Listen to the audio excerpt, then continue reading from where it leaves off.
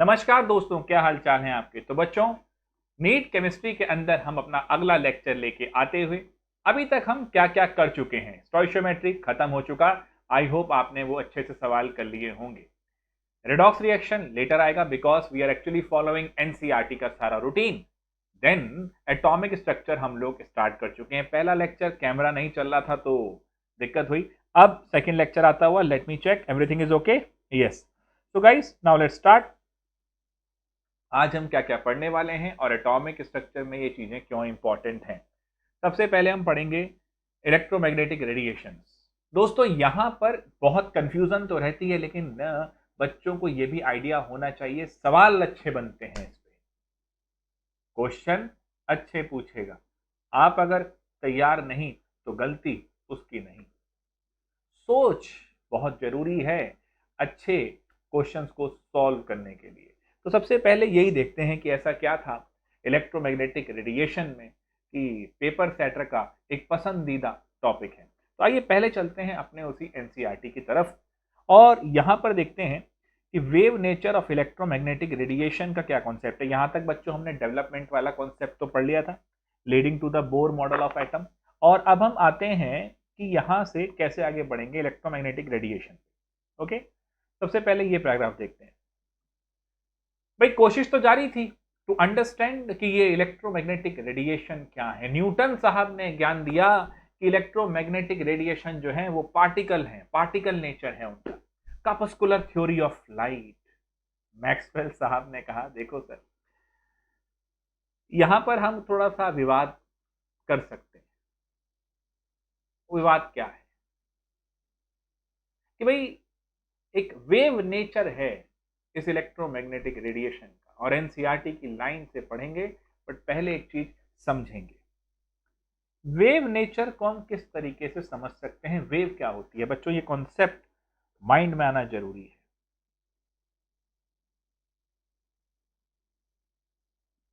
Any disturbance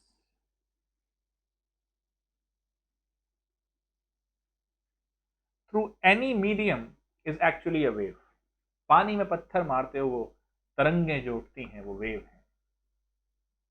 कोई विचार आप सोच रहे थे, अचानक से व्हाट्सएप आ जाता है, डिस्टर्बेंस हो जाती है, और वो जो स्ट्रॉन्ग सेंस बन रही थी उस थॉट की, वो वेव नेचर में चली जाती है, बिखर जाती है वो सोच। मेरे दोस्तों, any disturbance through any medium और विदाउट दैट आपका वेव है। तो सीधा शॉर्ट में ध्यान रखो, एनी डिस्टर्बेंस। ये टॉप मोस्ट पॉइंट, ये lower most point, this is known as crest, this is trough. मुद्दे की बात क्या है, दो नेबरिंग क्रस्ट या दो नेबरिंग ट्रफ, इनके बीच का जो डिस्टेंस है, जो डिफरेंस है, इसी को बोल देते हैं wavelength, denoted by lambda. Clear है बच्चों। एक्चुअली क्या है ना, कई बच्चों को ये डाउट रहता है फ्रीक्वेंसी क्या है, वेवलेंथ क्या है। तो उनके इस डाउट को क्लियर करने के लिए मैं ये दे रहा हूं पूरा थॉट प्रोसेस। वेवलेंथ ये हो गया बच्चों। अब फ्रीक्वेंसी क्या है भाई, एक बहुत छोटा सा एग्जांपल लेते हैं फ्रीक्वेंसी को समझने के लिए, कभी नहीं भूलेंगे फिर।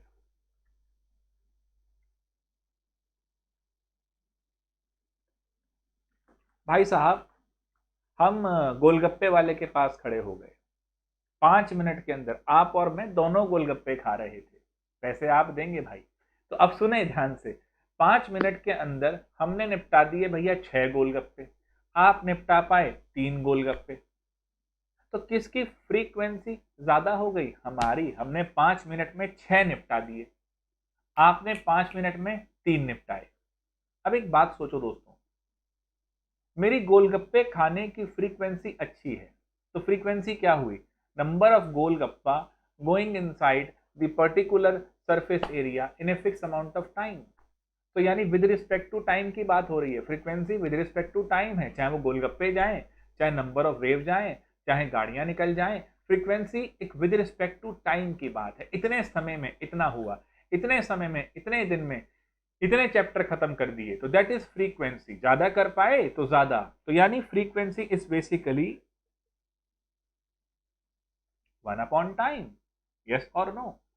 अब एक बात सोचो, गोलगप्पे का साइज इतना था या इतना था, तो बड़े साइज का गोलगप्पा मुंह में लेने में दिक्कत, छोटे का बढ़िया। अब वही दिक्कत आप सोचो, अगर वेव लेंथ मेरी ज्यादा है, ये मेरी ज्यादा है, वेव लेंथ अगर ज्यादा है, तो भैया फ्रीक्वेंसी कम हो गई। हाँ जी बिल्कुल सही है। और अगर फ्रीक्वेंसी ज्यादा है तो वेवलेंथ, यानी मुद्दे की बात क्या है, ये हो गई कोई दिक्कत? तो गाइस यहां से अब कैसे मूव करेंगे, एक चीज सोचना, अगर मैं लैम्डा और न्यू इसको इधर ले आऊं, तो this is directly proportional to 1। अब यहां पर एक कमाल की चीज दिमाग में आएगी और that is constant. Why we use a constant? एक कॉन्सेप्ट यहां बिल्ड हो जाता है बहुत ही प्यार से।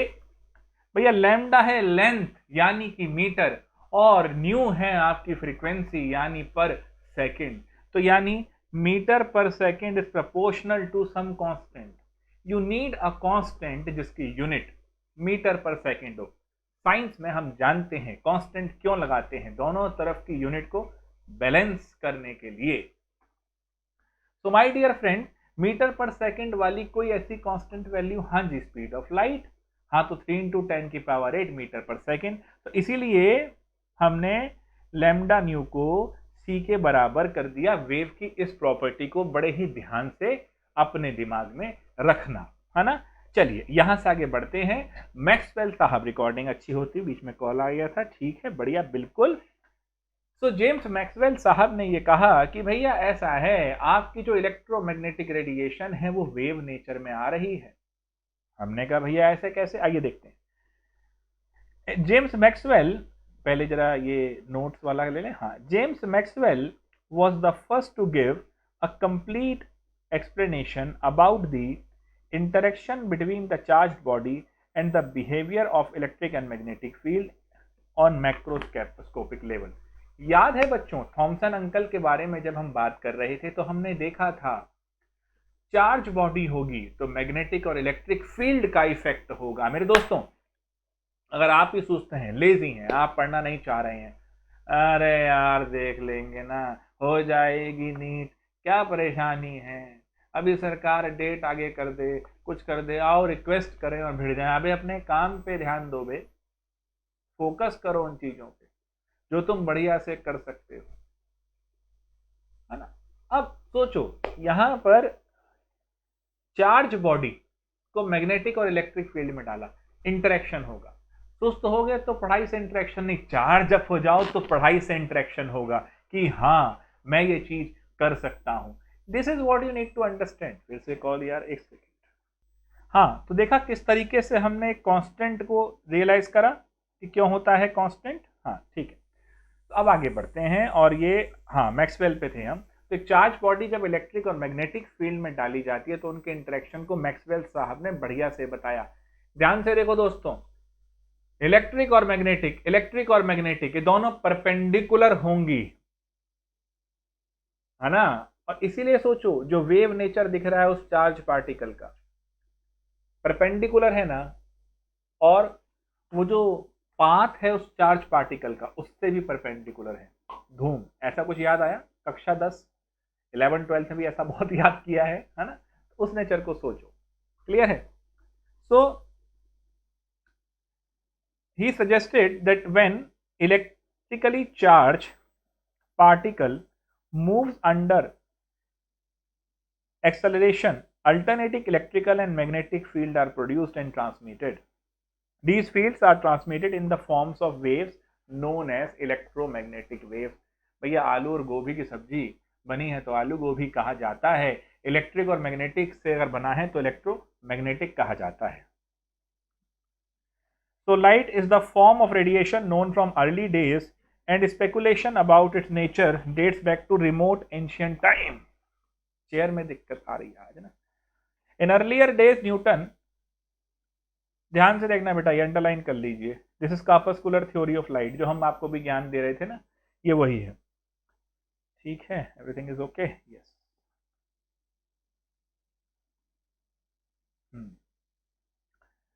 देखो बेटा ये ध्यान से देखना, ये है, ये बिल्कुल वही एक्स वाई जेड पे। The electric and magnetic field components of an electromagnetic wave, these components have the same wavelength, frequency, speed and amplitude and vibrate in mutually perpendicular planes। ठीक है, क्योंकि बाकी सब चीजें सेम है, इनकी सेम वेव की बात हो रही है। अब यहां पर सवाल बनेगा भैया नीट में, ध्यान से रखिएगा। Although electromagnetic wave motion is complex in nature, we will consider here only a few simple properties. Which of the following property can be considered while studying the electromagnetic wave nature? पहला, the oscillating electric and magnetic field produced by oscillating charged particle are perpendicular to each other and both are perpendicular to the direction or propagation of the wave। Underline कर लेना भैया। which of the following is true, which of this, ये सब चीजें वहां पर NEET में दे देगा। नीट का पेपर जो मैं बार बार आपसे कह रहा हूं, इसी पैटर्न पे एनसीईआरटी पे रहने वाला है, तो पहले मेरे साथ एनसीईआरटी एग्जाम्पलर और ये सब चीज़ें पुराने क्वेश्चन सॉल्व करते चलो, केमिस्ट्री में कृपा बनी रहेगी, टेंशन ना लो। ठीक है, हाँ अगर उल जलूल चीज़ें करनी है करते रहो, कोई दिक्कत नहीं। अनलाइक साउंड वेव्स और waves produced in water, electromagnetic waves do not require medium and can move in vacuum. ध्यान रखना भैया। It is now well established that there are many types of electromagnetic radiation। याद करो मैंने wave में कहा था ना, डिस्टर्बेंस टू एनी मीडियम और विदाउट ए मीडियम। तो एनी मीडियम वाटर वेव जो थी, पानी में पत्थर मारा तरंगे, वो जो पत्थर फेंक के मारते हो ऐसे पानी में वेव बनती है ना, वो है ना। और आप यहां देख रहे हैं तो उसको मीडियम नहीं चाहिए, वैक्यूम में भी धूम मचा लेगा। It is now well established that there are many types of electromagnetic radiation. ध्यान से सुनते जाना बच्चों। which differ from one another in wavelength or frequency, these constituent what is called electromagnetic spectrum। ये सारे हैं, ये आपको पता है, गामा रेस, सन के कोर में गामा रेस आपकी जनरेट होती है, फिर वो इतनी पावरफुल जो एनर्जी के साथ आती हैं। देखो बेटा यहां पर आपको एक चीज और समझाते हैं, आनंद आएगा आपको। ये समझ में आ गया था, lambda nu is equal to c. एक साहब थे मिस्टर प्लैंक,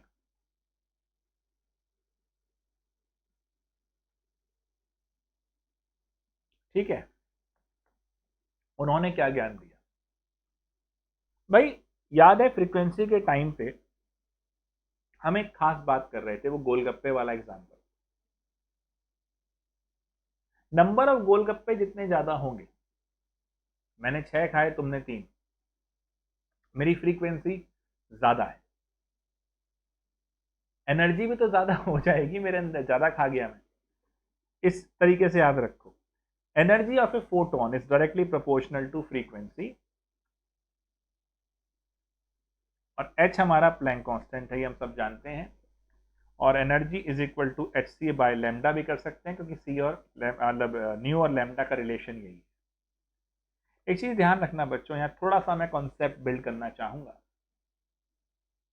प्लैंक साहब ने कहा था, एक कमाल की चीज इन्होंने सॉल्व की थी, जिसको हम अभी एनसीईआरटी में, वो कहाँ गया वो ग्राफ, ये वाला ग्राफ, इसके अंदर पढ़ेंगे। प्लैंक साहब इसी की वजह से हाईलाइटेड होंगे। फिलहाल क्योंकि एनर्जी के बारे में आपको समझाना चाह रहा हूं, इसलिए मैंने प्लैंक्स का थोड़ा सा जिक्र ले लिया, क्योंकि एनर्जी का भी जिक्र आ जाए फ्रीक्वेंसी और वेवलेंथ। तो यहाँ पर गामा रेज हैं जो कि सन के कोर में बनती है। आपको शायद पता होगा, जो धूप आज हम देख रहे हैं, ये धूप कब बनी?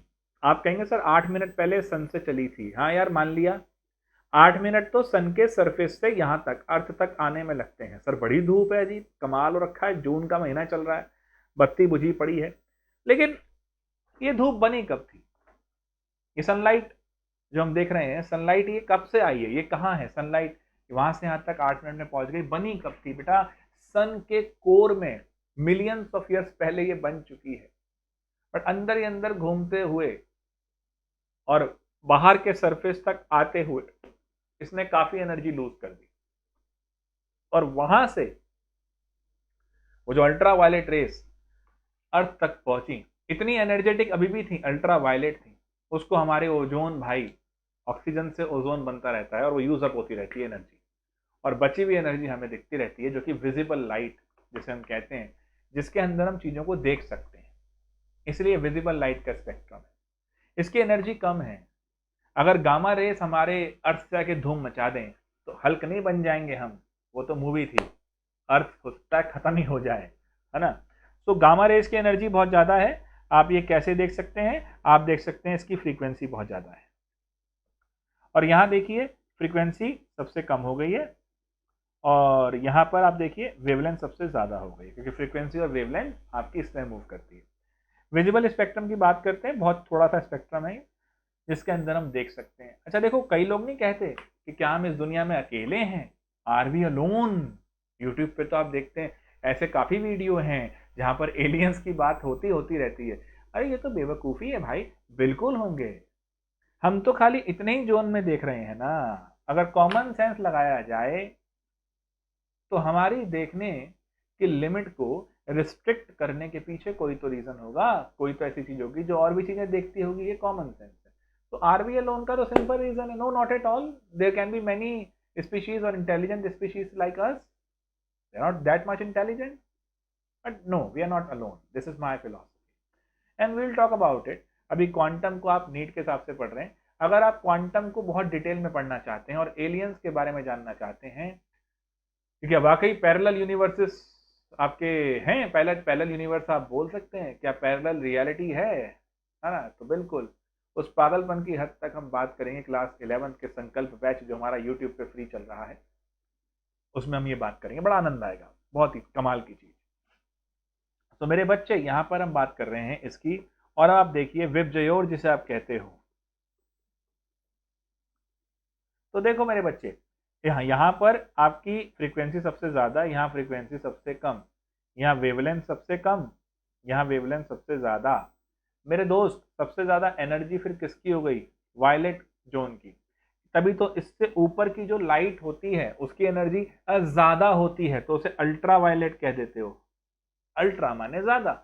आते नहीं आजकल मोबाइल लॉन्च होते हैं, रेडमी 11 अल्ट्रा भाई साहब, ठीक है, सैमसंग नोट 21 अल्ट्रा, है ना, हमें कोई स्पॉन्सर तो करता ही नहीं भाई, ऐड भी नहीं आते, है ना। छोटा सा चैनल है, तो फिर भी बता रहे हैं अल्ट्रा क्या है।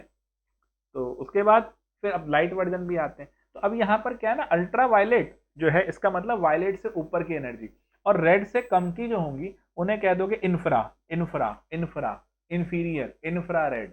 अरे वो ये नहीं है रिमोट भाई साहब एसी बाबू की, इसे चेंज कर रहे हैं, ये ले भाई, है ना। तो ये क्या है, ये कैसे उसने इसको पकड़ लिया, ये रेस तो हमें दिखी नहीं, इंफ्रारेड है ये, है ना। तो as a doctor we need to understand कि ये सब चीजें आएंगी। Why I am emphasizing even during the crash course where आप सोचोगे 4 क्वेश्चन लाएगा करके चला जाएगा, अरे भाई साहब ये नहीं, वो तो तुमने करना ही है, परंतु you need to be pretty strong at conceptual level. यहाँ नहीं होगे तो बत्ती तो बुझ ही जाएगी ना भैया, तो वो समझा रहे हैं। तो ये एक पूरा इलेक्ट्रोमैग्नेटिक स्पेक्ट्रम की कहानी है। याद रखना बेटा, गामा सबसे ज्यादा, फिर लॉन्ग रेडियो वेव्स की कम, इस पे सवाल नीट में आता ही आता है। Gamma X UV, I R M F M A M, ये आ गया फ्रीक्वेंसी मॉड्यूलेटेड रेडियो वेव्स जो आपकी चलती हैं, एम्पलीट्यूड मॉड्यूलेटेड चलती हैं। सर ये एम्पलीट्यूड क्या होता है, फ्रीक्वेंसी, और वो तो आपने बता दिया था भैया, कुछ नहीं, इस वाले एक्सिस से टॉप मोस्ट जो है, ये जो एरिया, ये जो चीज है आपका, इसी को तो बोलते हो एम्पलीट्यूड, ठीक है जी। चलिए भाई, तो आगे बढ़ते हैं, ज्ञान लेते हैं। तो पहला तो वही पॉइंट हो गया था कि perpendicular to each other and both are perpendicular to the path, direction of the propagation. Now it is now well established, ये सब बता ही दिया मैंने, विजिबल लाइट क्या होती है, विजिबल लाइट की रेंज क्या होती है, ये देखो, बहुत ही थोड़ी सी लाइट है ये, इसमें आप देख सकते हो।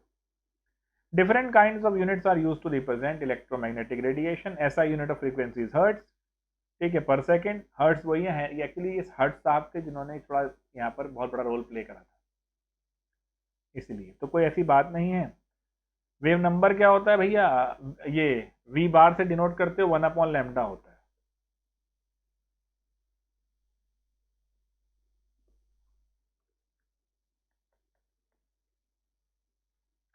अभी बोर अंकल का जब पढ़ोगे तो काम आ जाएगा। तो this is defined the number of wavelength per unit length. ठीक है जी, चलिए अब देखो इस तरह के सवाल बहुत आते हैं। The Vividh Bharati station of all India radio Delhi broadcast on a frequency of 1368 kilohertz. Calculate the wavelength of the electromagnetic radiation by the transmitter.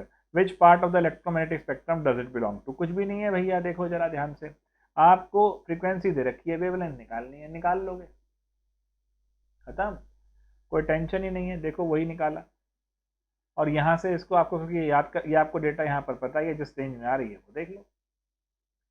तो किलो हर्ट्ज में आपको ये देख रहे थे, मजा आ गया।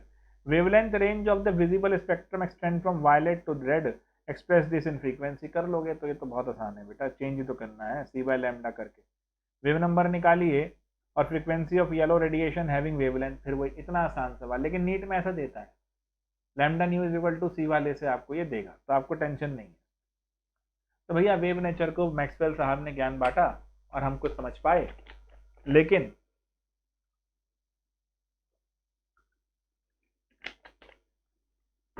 अब और मजेदार चीज है, जरा सुनेंगे।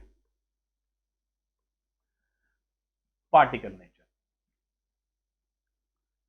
आप कह रहे थे ना कि सर न्यूटन साहब ने कार्पस्कुलर थ्योरी ऑफ लाइट चिपकाई थी, तो ये भी तो कुछ वैसा ही नेचर था। वेव की बात हो गई, पार्टिकल की कह रहे हो। देखो बेटा दोनों बातें हैं, वेव नेचर भी है, पार्टिकल नेचर भी है, ये हम जानते हैं, क्योंकि डी ब्रॉगली साहब तक आते आते ये कहानी डुअल में आ गई थी। फिक्स तो इस दुनिया में कुछ भी नहीं, ये ध्यान रखिए। अब some of the experimental phenomena such as diffraction and interference are explained by the wave nature। कितनी ही बार ये सवाल नीट के और डिफरेंट पीएमटी में पूछा गया है। which of the following phenomena can indicate towards the wave characteristic of electromagnetic radiation? ओ भैया देखो, डिफ्रैक्शन एंड इंटरफेरेंस।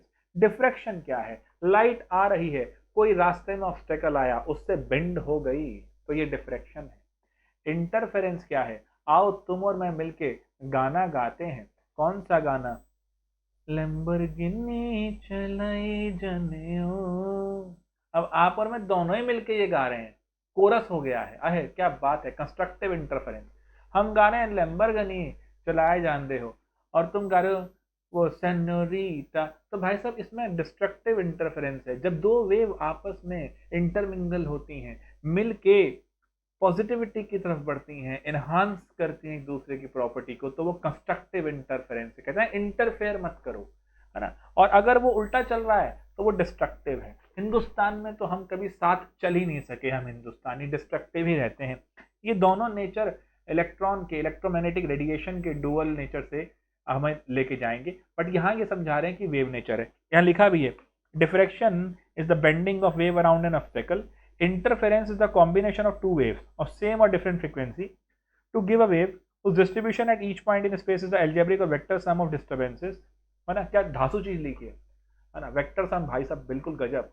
अब अगर वो प्लस की तरफ जा रहा है या माइनस की तरफ जा रहा है, ये you have to think. However following, अच्छा दो कौन कौन से होगा भाई, नोट कर लो भैया। वेव नेचर में ये दो लेके जाएंगे, इंटरफेरेंस और डिफ्रैक्शन। मेरे बच्चों व्हाट आई रियली वांट, पढ़ाई करो तो इस अंदाज से करो कि डूब जाओ उसमें। सिर्फ इसलिए नहीं कि 4 फॉर्मूले रटेंगे और नीट निकाल, अरे नहीं भैया, डूबो। तुम्हारी बॉडी से, तुम्हारी सोच से वो रेडिएट होनी चाहिए वो सब्जेक्ट, वो पढ़ने की इच्छा आकांक्षा। तो कोशिश करो, you can do it, I know. हाँ लेकिन कुछ चीजें ऐसी थी, क्योंकि life is not that easy. आपने वेव नेचर बता दिया, कुछ चीजें ऐसी भी आ गई जो इसके अगेंस्ट चली गई, यानी पार्टिकल की तरफ ले गई आपको। अब कुछ लोग कह रहे थे कि वेव नेचर है, कुछ लोग कह रहे हैं चल बे पार्टिकल नेचर है। आइए देखते हैं। However, following are some of the observations which could not be explained with the help of even the electromagnetic theory of 19th century physics. अब देखो बच्चों, जो हम कई बार क्या करते हैं, एटॉमिक स्ट्रक्चर जब पढ़ते हैं तो ये क्रूशियल पॉइंट छोड़ देते हैं, जो ये आज मैं बता रहा हूँ, सीधा कूदते हैं फटाफट और एनसीईआरटी के इस डिस्ट्रीब्यूशन ऑफ कैरेक्टर्स को भुला देते हैं, जबकि ये बहुत जरूरी है। The nature of emission of radiation from hot bodies, black body radiation. Sun को सोचो, सन एक परफेक्ट ब्लैक बॉडी नहीं है, बट यस अप्रोक्सीमेट करूं तो near about a black body है। ब्लैक बॉडी एक आइडियल बॉडी है। जैसे आपको पढ़ा रहा हूं, अब जो आपके ऊपर नॉलेज दे रहा हूं, इसमें से कुछ तो आप पहले ही रिफ्लेक्ट कर दोगे, अपने बस की नहीं है, अपने बस की नहीं है। 10 बातें बताई, 2-3 बातें तो आपने वैसे ही छोड़ दी। नहीं भैया, ये तो कुछ ज्यादा ही ऊपर निकल गया। कुछ बातें आप एब्जॉर्ब कर गए, हाँ सर ने ये पॉइंट अच्छा बोला। कुछ आप ट्रांसमिट करेंगे, यानी मेरे से पढ़ने के बाद आप अपने दोस्तों को और अपने आसपास की दुनिया में उस चीज को लगाने की कोशिश करेंगे। तो ये आप उसे क्या कर रहे हैं, ट्रांसमिट कर रहे हैं। सुपरफिशियल पढ़ाई करते हो ना खाली, तो एब्जॉर्ब नहीं करते हो। जब एब्जॉर्ब नहीं करते हो तो रटते हो और बाहर निकालते हो, अंदर लाओ। दिल में लाओगे तभी चीजें परफेक्ट हो जाएंगी, अपने आप सब्जेक्ट अच्छा आएगा।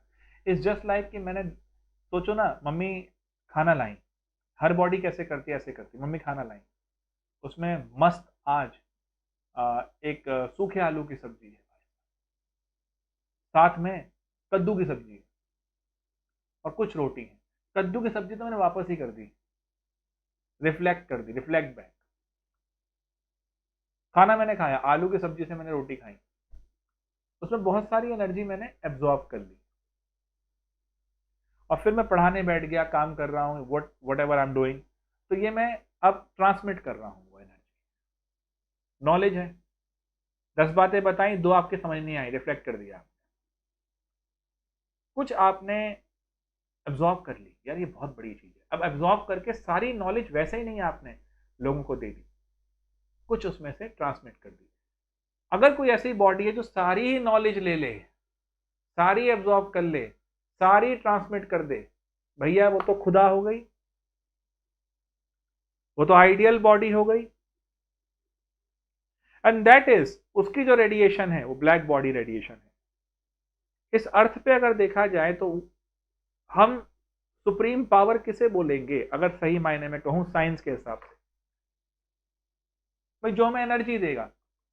सन is the ultimate source of energy and that is the near about, अगर मैं कहूं, ब्लैक बॉडी। बाकी सारी बॉडी ब्लैक बॉडी नहीं होती, बट यस रेडिएशन छोड़ रही होती है। अब आप कहेंगे सर अगर लाइट बंद कर देंगे तो आप तो नहीं चमक रहे, अरे कर दो लाइट बंद, आप तो ग्लो नहीं कर रहे।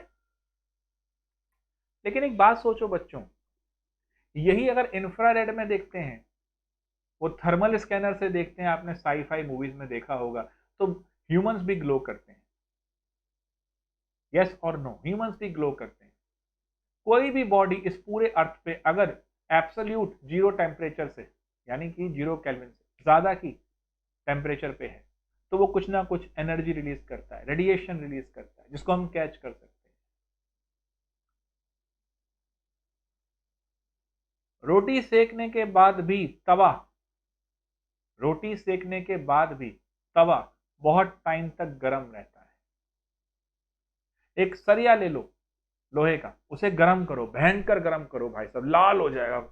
और गर्म करोगे, धीरे धीरे धीरे धीरे, ध्यान से देखना भाई, लाल हो जाएगा, मतलब इस पे आया रेड वाले एनर्जी पे, और करोगे और करोगे और करोगे, ब्लू तक पहुंच जाएगा। बीच में अगर हम उसको और ज्यादा करते चले जाएं, और ज्यादा करते चले जाएं, भाई साहब व्हाइट हो जाएगा, चमक जाएगा भयंकर, सारी सातों की सातों लाइट अपने अंदर ले लेंगे, इतना भयंकर ग्लो करेगा। मतलब अगर आप टेम्परेचर बढ़ाते चले जाओगे, तो जैसे ये सॉलिड था आयरन, सॉलिड के पार्टिकल क्लोज क्लोज होते हैं, आपने टेम्परेचर बढ़ाया। अब गुरु अब चीज सोचो, जैसे ही टेम्परेचर बढ़ाया, टेम्परेचर डिफरेंस वो हीट गेन कराता है। अब भैया हीट गेन हुई, ये जो पार्टिकल थे, ये समझना ध्यान से, मैं ये सब समझा रहा हूं इस पॉइंट पे। पहला जो पॉइंट है, अभी बहुत कुछ इस पे चलेगा, ग्राफ इसी पे आएगा, बड़ा मजा आएगा, ध्यान से सुनना। तो जैसे जैसे आप टेम्परेचर बढ़ा रहे हैं वैसे वैसे सॉलिड के जो पार्टिकल होते हैं जो वाइब्रेटरी मोशन करते हैं, ट्रांसलेटरी नहीं करते, जुड़े हुए होते हैं, जो वाइब्रेटरी मोशन करते हैं, वो इतना भयंकर वाइब्रेशन शो करते हैं ऐसे कि उसकी वजह से हमें लाइट दिखनी शुरू होती है। दे विल एमिट लाइट, कि हमारी एक्स्ट्रा एनर्जी जो मिल रही है we have to emit it out. What we will do it, what we will do of this extra light? My dear medical students, why this 5G thing is creating a havoc, and why so much people are worried about this 5G radiations? And why?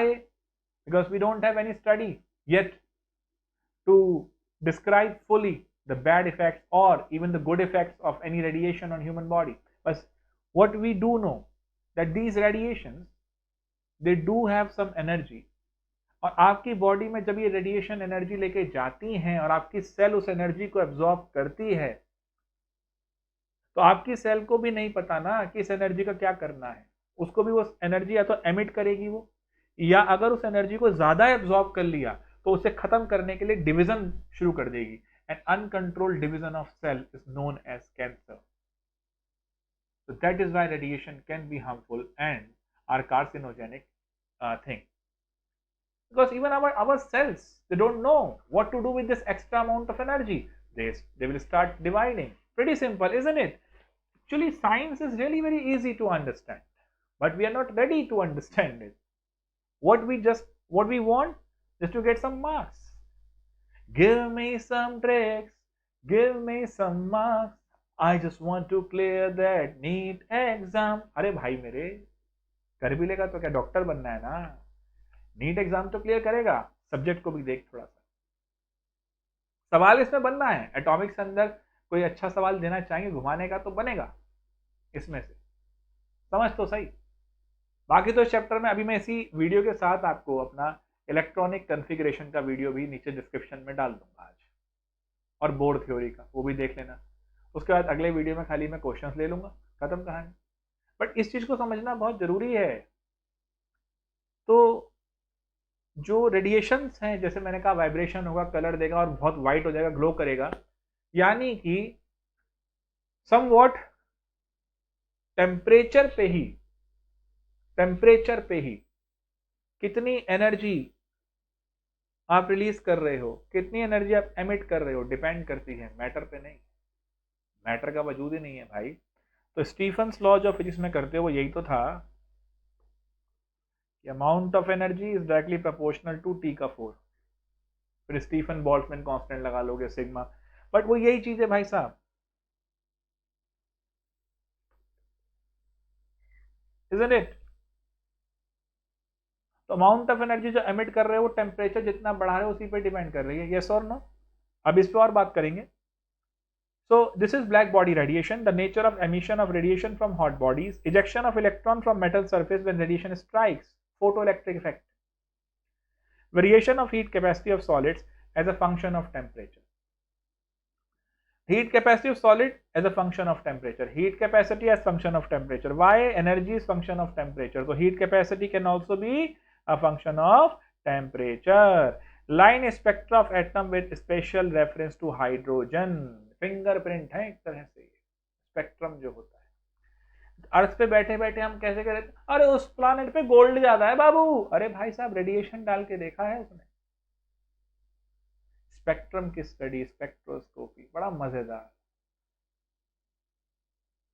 Chemistry बहुत प्यारा subject है, I am in love with this subject. This phenomena indicate that the system can take energy only in discrete amount. अरे वो तो है भैया, वो तो है। अभी कहा ना सॉलिड के पार्टिकल वाइब्रेट करते हैं, धूम धूम धूम धूम अपने एक्सिस पे, धूम धूम, है ना? अब अगर मैं देखूं तो ईच वाइब्रेशन जो कॉज हो रही है वो एक पर्टिकुलर सेगमेंट के अंदर ही हो रही है, तो डिस्टेंस बहुत ज्यादा नहीं हो सकता क्योंकि ट्रांसलेटरी नहीं है। तो उस पर्टिकुलर मूवमेंट के लिए अमाउंट ऑफ एनर्जी तो फिक्स हो गया, क्वांटाइज्ड हो गया। अभी तक हम क्यों नहीं समझ पाए थे क्वांटाइज कैसे हो रहा है? वो एनर्जी डिफरेंस बहुत कम है, बिल्कुल बहुत जरा सा। प्लैंक्स कांस्टेंट की वैल्यू सोचियोगे 6.64 10 की पावर -34, वो इतना मिनिस्क्यूल है कि उसको एक्चुअली में अंडरस्टैंड करना बहुत मुश्किल हो जाता है। इसीलिए हम अभी तक मतलब बोर कह रहा हूँ, प्लैंक साहब से पहले ये समझना मुश्किल हो रहा था। तो आइए जरा, यहाँ पर ये बात हुई और फिर ये एक हमारा ग्राफ समझते हैं पहले बहुत मजे से। बड़ा कर दूं जरा इसको। हमने जो ज्ञान बांटा ना अभी बच्चों,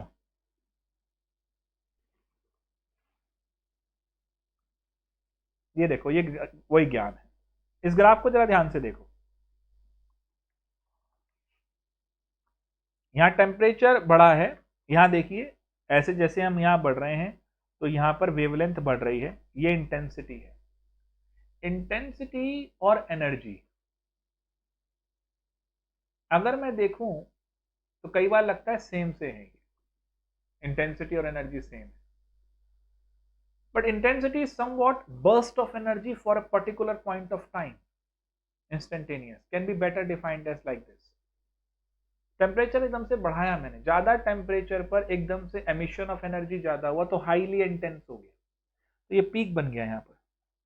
पीक के बारे में तो सारे बच्चे आजकल बादशाह हैं, जानते हैं। और ये T1 का पीक यहाँ पर बना। ध्यान से देखना, T2 जो कि बड़ा टेम्परेचर है T1 से, उसका पीक पहले बन गया। भाई आप एक चीज सोचो, उसका पीक पहले क्यों बन गया, हायर लेवल पे क्यों पहुंच गया? टेम्परेचर ज्यादा था, इंटेंसिटी ज्यादा मिली ना एकदम से। और वेवलेंथ जैसे जैसे बढ़ती गई ये एनर्जी कम होती गई तो इंटेंसिटी भी कम होती गई। अब मैं आपसे एक सवाल करूं अगर इसी चीज के अंदर कि हमें ये समझ में आ रहा है कि energy is H new and energy is sc by lambda, so energy is inversely proportional to lambda. So when lambda increases, energy increases, energy decreases. When lambda increases, energy decreases. So what we can think of in this case, particularly in this case, यहाँ तो ठीक है ये गिर रहा है, ठीक है, बट यहाँ पर वेवलेंथ कम हो रही है, जीरो की तरफ आ रही है, तो फिर एनर्जी तो फिर इन्फिनिटी पे जानी चाहिए थी, इंटेंसिटी तो और बढ़ जानी चाहिए थी। ऐसा क्यों कर्व दिख रहा है, ये ऐसा कर्व क्यों दिख रहा है? Just think about it. ये एक बड़ी अजीब सी बात थी, है ना। अब जरा इसको समझते हैं। क्वेश्चन समझ में आ गया बच्चों? बाकी ये टेम्परेचर डिपेंडेंसी है, लेफ्ट में शिफ्ट करता है, वो सब तो बोला ही जाता है। अभी आओ देखते हैं। हॉट ऑब्जेक्ट, ध्यान से सुनना, hot object emit electromagnetic radiation over a wide range of wavelength. At high temperatures, an appreciable proportion of radiation is in the visible region of the spectrum. ठीक है, as the temperature is raised, a higher proportion of short wavelength is generated. जैसे जैसे energy बढ़ा रहे हो blue की तरफ जा रहा है, सिंपल उसने यही बोला है। यहाँ सारे में यही बोला है कि बॉडी करती है। अब आता है an ideal body which emit and absorb all radiation is called a black body and the radiation is known as black body radiation. In practice, no such body exists because it's an ideal body. Carbon black approximate fairly closely to a black body. A good physical approximation is tiny hole, no opening, black hole आप कह सकते हो ना इसी को।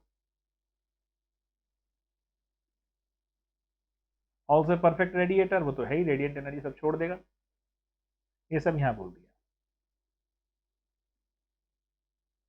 अब अगर मैं वेव थ्योरी की बात करता हूं तो वेव थ्योरी के हिसाब से जो मैंने आपसे कहा, वो जैसे जैसे आप इधर बढ़ते हो तो ये तो एनर्जी इन्फिनाइट होनी चाहिए, जो कि नहीं हो रही। तो इसका मतलब वेव थ्योरी यहाँ फेल हो रही है ना, क्योंकि अगर वेवलेंथ बढ़ रही है तो एनर्जी कम हो रही है। तो ये ऐसा कर्व क्यों ले रही है भाई कि पहले तो बड़ी है फिर कम हुई है?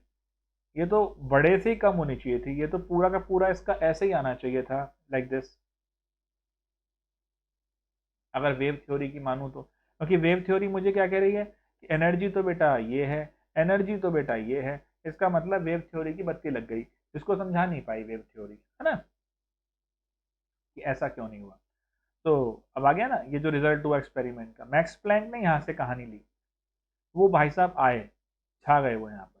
Arrived at satisfactory relationship by making an assumption that absorption and emission of radiation arises from oscillator atoms in the wall of black body.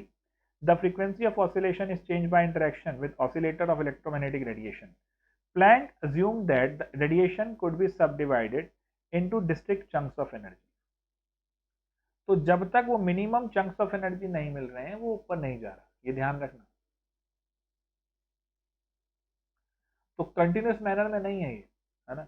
उतना मिल गए तो ये हायर हो गया, पहले तो कम मिले थे तो फिर धीरे धीरे बढ़ा, और उतना मिल गया पीक आ गया फिर टच कर गया नीचे।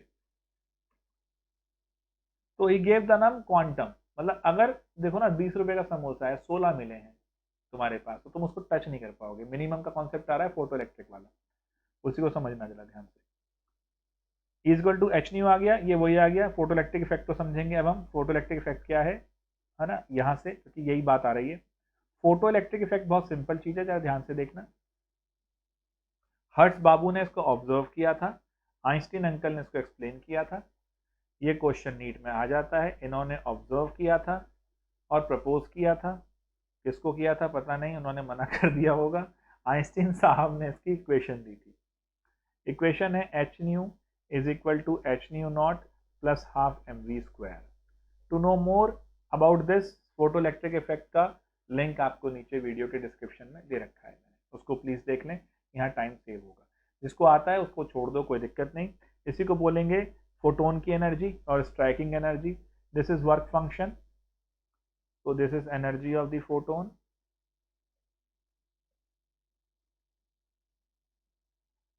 This one be your work function, and this is going to be your stopping potential और kinetic energy of the emitted electron. ये तो खैर पता ही है हमें, कोई ऐसा इशू नहीं। फिर डी ब्रॉगली का आ जाता है। ये प्रॉब्लम्स देखो बड़ी आसान आसान है। एनर्जी निकालनी है, फ्रीक्वेंसी दे रखी है, E equal to H nu से कर दोगे। ये उससे आ गई फोटो इलेक्ट्रिक इफेक्ट वाले से। एक बार रीड करना है इनको और सॉल्व भी करना, ठीक है। अब आ जाता है स्पेक्ट्रम और क्वांटाइजेशन, डी ब्रॉगली, और उसका तो पता ही है आपको, लाइमन यली सीरीज के बारे में पढ़ना। तो लाइमन और उसके बारे में जब पढ़ेंगे अगली सीरीज में, अगले टॉपिक में। आज हमने रेडिएशन के बारे में तो पढ़ा ही है, वेव नेचर और पार्टिकल नेचर पढ़ लिया, प्लैंक्स क्वांटम थ्योरी पढ़ ली। एटॉमिक में चाह रहा था कि सिर्फ क्वेश्चन करके निपटा दूं, बट थोड़ा टाइम में दे रहा हूँ क्योंकि इसके ऊपर क्वेश्चन ज़्यादा आने के चांस हैं नीट में इस बार। बच्चों थोड़ा सा देखो, लाइक शेयर सब्सक्राइब करो ताकि मेरा भी कॉन्फिडेंस आपके ऊपर रहे। व्यू बहुत कम आते हैं तो मन नहीं लगता यार, सीधी सी बात है ना। मेहनत भी करो और कोई देख नहीं रहा तो क्यों करो, है ना। तो ये भी लगता है। चलो जी, फिर लगता है यार वही है, बच्चे तो फिर वही देख रहे हैं कि ट्रिक्स दिखा दो टिप्स दिखा दो, सब्जेक्ट में तो किसी का इंटरेस्ट है नहीं, क्यों मेहनत कर रहा है गौरव। तो ये देखना बच्चों, जरा लाइक शेयर सब्सक्राइब करो। मिलते हैं अगले सेशन में, ठीक है। तभी मजा आएगा ज़्यादा भी, तभी हम चीज़ें कर पाएंगे।